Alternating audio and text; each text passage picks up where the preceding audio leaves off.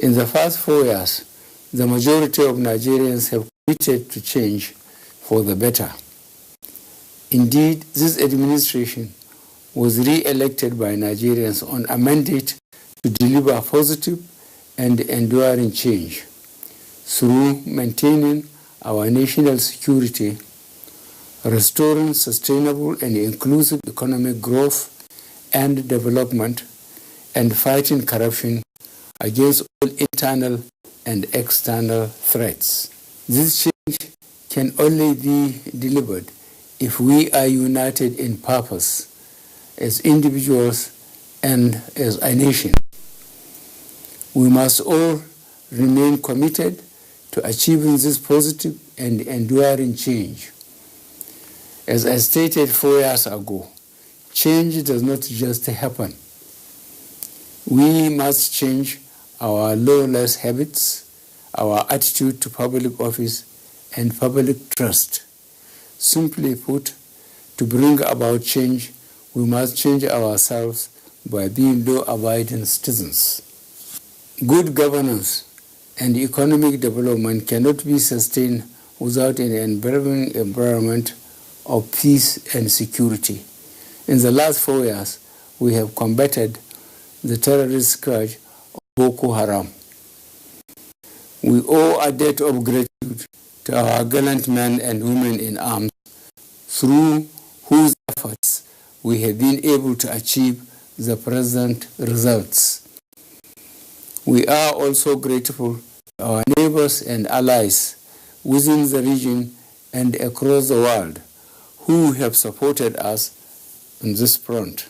The capacity of our armed forces to defend our territorial integrity continues to be enhanced by the acquisition of military hardware as well as continued improvements in the working conditions of our servicemen and women.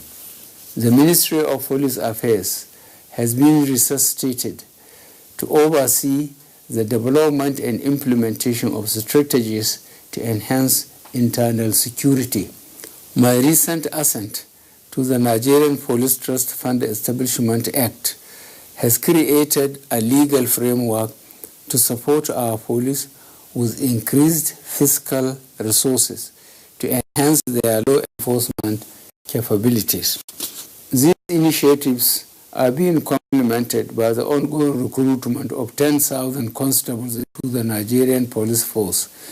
This clearly demonstrates our commitment to arrest the incidents of armed robbery, kidnapping, and other violent crimes across our nation. We remain equally resolute in our efforts to combat militant attacks on our oil and gas facilities in the Niger Delta and accelerate the Ogoni cleanup to address long-standing environmental challenges in that region. The recent redeployment of the Niger Delta Development Commission from the Office of the Secretary to the Government of the Federation to the Ministry of Niger Delta Affairs underscores our commitment to enhance the living standards of our communities in the Niger Delta through coordinated and appropriate programs. Our attention is increasingly being focused on cyber crimes and the abuse of technology through hate speech and other divisive material being propagated on social media. Whilst we uphold the constitutional rights of our people to freedom of expression and association, where the purported exercise of these rights infringes on the rights of other citizens or threatens to undermine our national security, we will take firm and decisive action. In this regard, I reiterate my call for all to exercise restraint, tolerance, and mutual respect in airing their grievances and frustrations. Whilst the ongoing national discourse on various political and religious issues is healthy and welcome, we must not forget the lessons of our past, lessons that are most relevant on a day such as this. The path of hatred and distrust only leads to hostility and destruction. I believe that the vast majority of Nigerians would rather tread the path of peace and prosperity as we continue to uphold and cherish our unity. This administration inherited a skewed economy where oil sector comprised only 8% of gross domestic product but contributed 70% of government revenue and 90% foreign exchange earnings over the years. Past periods of relatively high economic growth were driven by our reliance on oil sector revenues to finance our demand for imported goods and services. Regrettably, previous governments abandoned the residual investment-driven non-oil sector, which constituted 40% of gross domestic product and comprised agriculture, livestock, agro-processing, arts, entertainment, mining and manufacturing activities that provide millions of jobs for able-bodied Nigerians and utilize locally available raw materials and labor for production. To address this imbalance, our commitment to achieving economic diversification has been at the heart of our economic strategies under the Economic Recovery and Growth Plan, which I launched on 5th of April 2017. The Medium-Term Development Plan charted the trajectory for our economy to exit from recession and return to the path of sustainable, diversified, and inclusive growth for Nigerians. Pursuant to these reforms, the economy has recovered and we have had 9 successive quarters of growth since our exit from recession. The exchange rate in the last 3 years has remained stable, with robust reserves of 42.5 billion United States dollars, up from 23 billion United States dollars in October 2016. Learning from the mistakes of the past, this administration is committed to responsibly managing our oil wells endowments. We will continue to prudently save our oil income and invest more in the non-oil job-creating sectors. In this regard, we are significantly increasing investment in critical infrastructure. Last year, capital releases only commenced with the approval of the budget in June 2018. However, as at 20th June this year, up to 1.74 trillion naira has been released for capital projects in the 2018 fiscal year. Implementation of the 2019 capital budget, which was only approved in June 2019, will be accelerated to ensure that critical priority projects are completed or substantially addressed. The Ministry of Finance, Budget and National Planning has been directed to release 600 billion naira for capital expenditure in the next 3 months. To maximize impact, we shall continue to increasingly welcome and encourage private capital for infrastructural development through public-private partnership. Through the Road Infrastructure Tax Credit Scheme, which I initiated in January this year, we are giving incentives to private sector inflow of over 205 billion naira in 19 Nigerian roads and bridges of 794.4 kilometers in 11 states of the Federation. As we push to diversify the economy, we still remain focused on optimizing the revenues generated from the oil and the gas sector. We will, working with the legislature, soon pass the Petroleum Industry Bill and amendments to the Deep Offshore Act and Inland Basin Production Sharing Contracts Act into law to ensure government obtains a fair share of oil revenues whilst encouraging private sector investment. We will also continue our fight against illegal bunkering of crude oil and the smuggling of refined petroleum products across our borders, including the diligent prosecution and conviction of offenders found guilty of these acts. Whilst Nigeria remains committed to free and fair continental and international trade, we will not hesitate to take all necessary steps to tackle illegal smuggling, transshipment, and other predatory trade practices that destroy jobs in our country. We are resolute in reforming the power sector.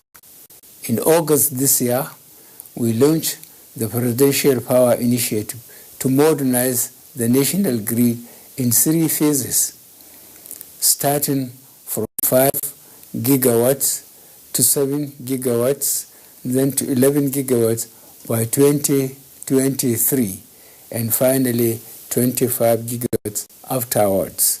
This program, in partnership with the German government and Siemens, will provide end-to-end electrification solutions that will resolve our transmission and distribution challenges. The program will also look to localize the development and assembly of smart meters, as well as operations and maintenance capabilities of transmission and distribution infrastructure. I am pleased with the improved interagency collaboration between the Ministry of Power and the regulators in the banking and power sectors to ensure that electricity sales, billings, and collections are automated and become cashless. These initiatives are important to ensure that the technical and collection losses in the sector are substantially reduced. I remain confident that Nigerians will have affordable and uninterrupted electricity supply in the not-too-distant future. Our efforts to improve the power sector will complement other infrastructure investments projects under the Presidential Infrastructure Development Fund, which is investing in the Mambila Power Plant project, as well as key economic road infrastructure such as the Lagos-Ibadan Expressway, Second Niger Bridge, and Abuja-Kano Expressway. The first set of these projects remain on track to be completed by 2022. Our journey to food security and self-sufficiency is well underway. We have made remarkable progress in almost all segments of the agriculture value chain, from fertilizers to rice to animal feed production. We shall sustain these policies to ensure additional investments are channeled, thereby creating more jobs in the sector. We must not go back to the days of importing food and thereby exporting jobs. Our commitment to achieving macroeconomic stability and economic diversification has been underscored by the merger of the Ministry of Finance with the Ministry of Budget and National Planning. This combined ministry has the important mandate to enhance the management of domestic and global fiscal risks, coordinate policies with the trade and monetary authorities, raise and deploy revenues to fund budgeted expenditure, and integrate annual budgets and medium-term fiscal strategies. With this, our revenue-generating and reporting agencies will come under much greater scrutiny. Going forward, the new performance management framework will reward exceptional revenue performance, while severe consequences will attend failures to achieve agreed revenue targets. I recently constituted an economic advisory council to advise me on inclusive and sustainable macroeconomic, fiscal, and monetary policies. This independent body will work with relevant cabinet members and the heads of key monetary, fiscal, and trade agencies to ensure we remain on track as we strive for collective prosperity. However, we are also committed to ensure that the inconvenience associated with any painful policy adjustments is moderated, such that the poor and the vulnerable who are most at risk do not bear the brunt. Our ongoing 500 billion naira sufficient intervention program continues to target these vulnerable groups through the homegrown school feeding program, government economic empowerment program, Empower Job Creation Program, loans for traders and artisans, conditional cash transfers to the poorest families, and social housing scheme. To institutionalize these impactful programs, we created the Ministry for Humanitarian Affairs, Disaster Management, and Social Development, which shall consolidate and build on our achievements to date.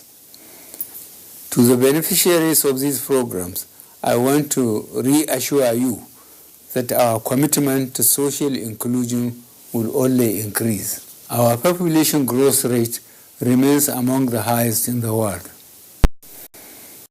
presenting both challenges as well as opportunities. It is our collective responsibility to ensure that we provide adequate resources to meet the basic needs of our teeming youth. Accordingly, we shall continue to invest in education, health, water and sanitation, as well as food security, to ensure that their basic needs are met, while providing them with every opportunity to live peaceful, prosperous, and productive lives. On fighting corruption, our institutional reforms to enforce the Treasury single account policy, introduce the whistleblowers initiative, expand the coverage of the integrated payroll personnel and information system, as well as the government integrated management information system, have saved billions of naira over the last 4 years and deterred the rampant theft and mismanagement of the public funds that have plagued our public service. The Ministry of Justice, the Independent Corrupt Practices Commission, and the Economic and Financial Crimes Commission will continue to address this menace. We are determined to ensure that transparency and good governance are institutionalized in public service. We must commit to installing a culture of good governance in all we do. This administration has fought against corruption by investigating and prosecuting those accused of embezzlement and the misuse of public resources. We have empowered teams of prosecutors, assembled detailed databases of evidence, traced the proceeds of crimes, and accelerated recovery of stolen funds. Furthermore, we partnered with our friends abroad to combat tax evasion, smuggling, terrorism, and illicit financial flows. In June 2018, I assented to the Mutual Assistance in Criminal Matters Act to provide a domestic legal framework for obtaining international assistance in criminal matters. This measure has already strengthened our law enforcement agencies in obtaining evidence, investigating suspects, and facilitating the recovery, forfeiture, and confiscation of property implicated as proceeds of crime. An example is the $300 million United States dollars recently identified as part of the Abacha money laundering case, working closely with the government of the United States of America. The Federal Ministry of Justice is working with the United States Department of Justice to conclude a memorandum of understanding to expedite the repatriation of these funds. The P&ID Arbitral Award has underscored the manner in which significant economic damage has been caused by the past activities of a few corrupt and unpatriotic Nigerians. The policies that we are putting in place today are to ensure such criminal and unpatriotic acts do not go without consequences. Our renewed partnership with the Ninth National Assembly will facilitate the swift passage of enabling laws that will institutionalize these anti-corruption efforts in our criminal justice system. In this connection, I call upon our states to intensify their own efforts to instill greater fiscal transparency and accountability, and to ensure greater fiscal efficiency and optimum use of our very scarce resources. The blight of corruption is fighting back. Nevertheless, this is a battle that we shall see through, and this is a war which we shall win by the grace of God. I will also call upon all Nigerians from every walk of life to combat corruption at every turn by choosing to question and confront corrupt practices, by reporting unethical practices, or through whistleblowing. Together, we can overcome corruption and will no longer be a country defined by corruption. Fellow Nigerians, let me reiterate my call for unity across our dear nation. Nigeria will emerge from our present challenges stronger and more resilient than ever, but only if all of us join hands to entrench good governance, foster inclusive economic development, and defend and protect our nation from all those who will wish us ill. I thank you all. I thank you most sincerely and wish you a happy Independence anniversary. May God bless you all.